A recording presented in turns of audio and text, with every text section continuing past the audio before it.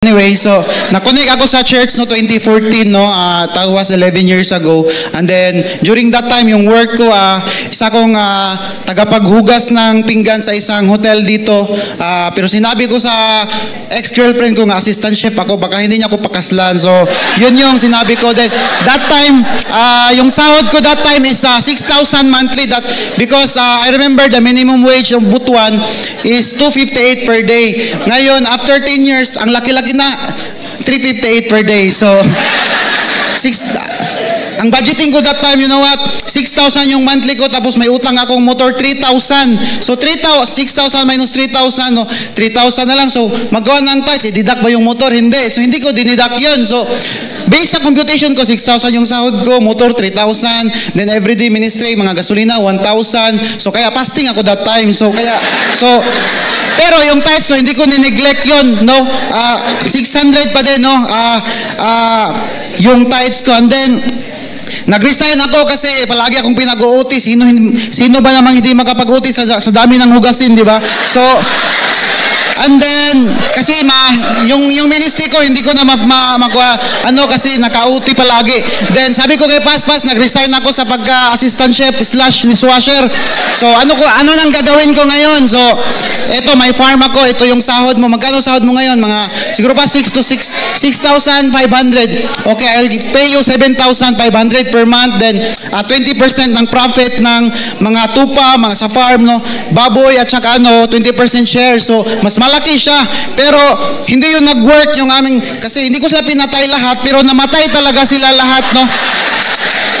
Yun, si Isa, si David, so 50, I think mga 50 na inahin, mga 80 na karnero. After 1 year, dalawa na lang natira. So yun, wala na akong trabaho, no? Kasi wala na akong aalagaan, di ba? So patay na sila lahat. Then single pa ako that time.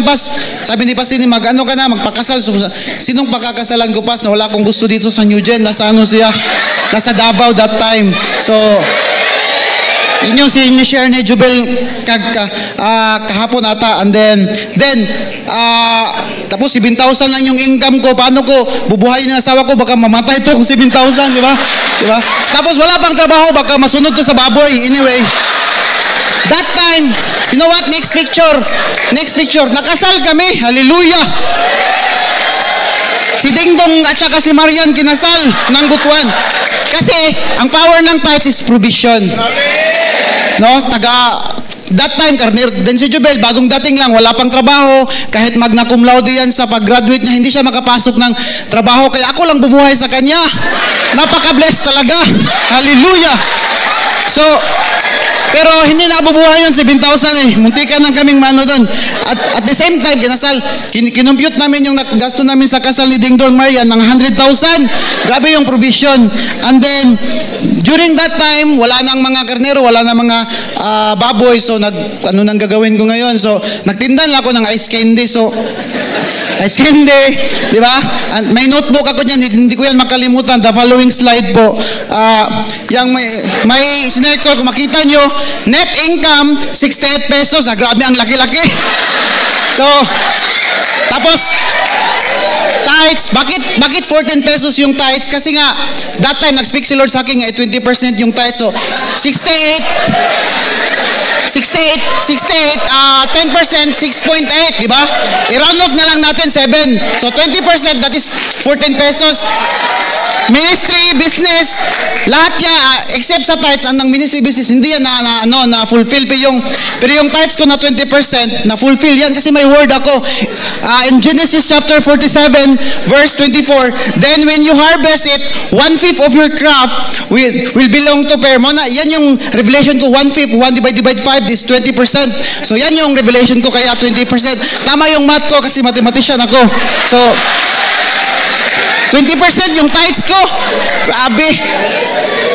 Ministry, 10 pesos. Yung pamasahe papunta ng school, 8. So, dalawa kami. So, nag-hike na lang kami. So, okay lang kasi holding hands naman.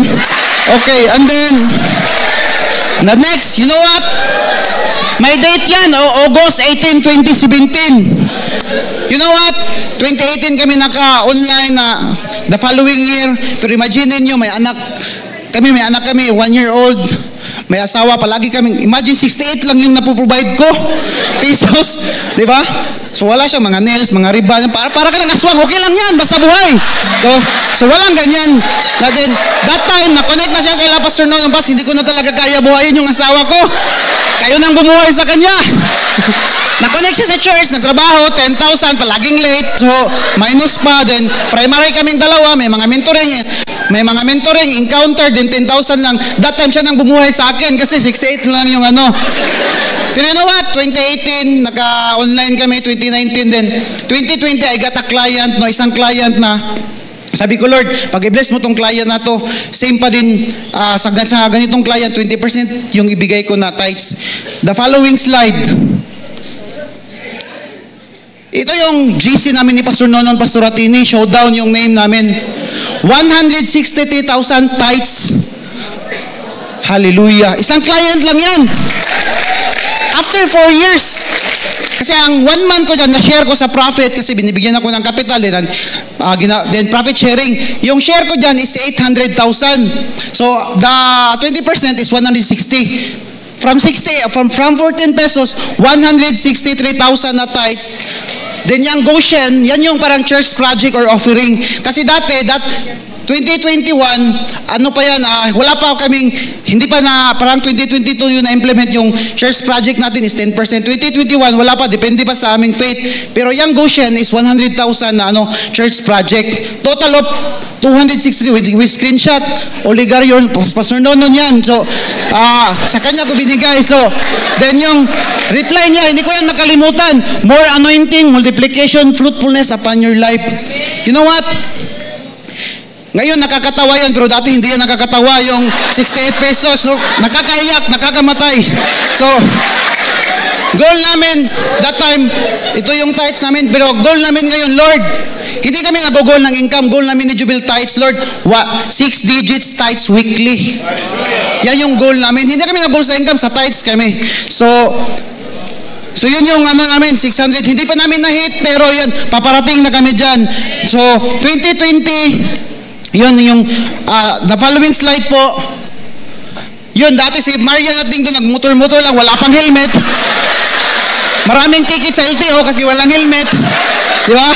Then, after 4 years, binili namin ng expander cash. Hallelujah. 1.1 million. Kaya yung first fruit namin that time, same din. So, and then, grabe, time na. Ang dali lang. Next slide, last.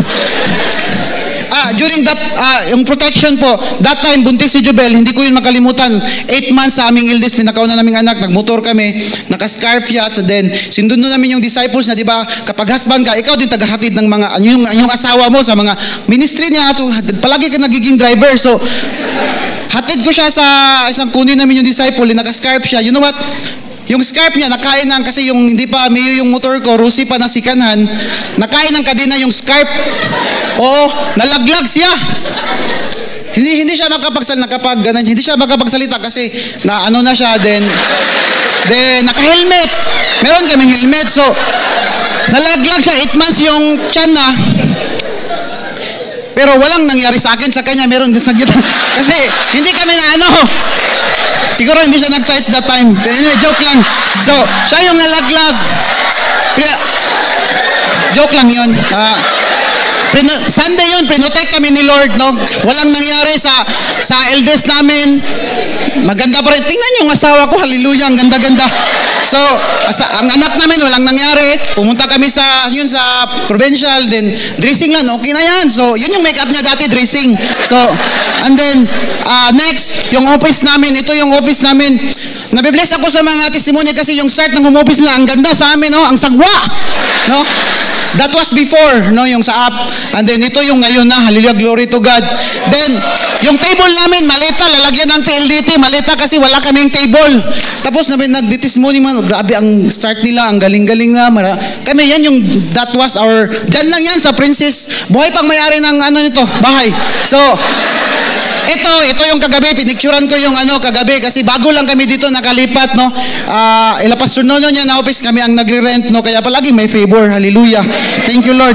Kaya yan po ang yung then isa sa mga revelation ko talaga yun, ang tithe is a covenant connector, no, part siya ng covenant connect, at isa siya sa mga covenant connect, abundance, protection, at saka yun, provision, yun yung sinabi ni Paz, at saka blessing. No, I bring back all the glory and honor to God.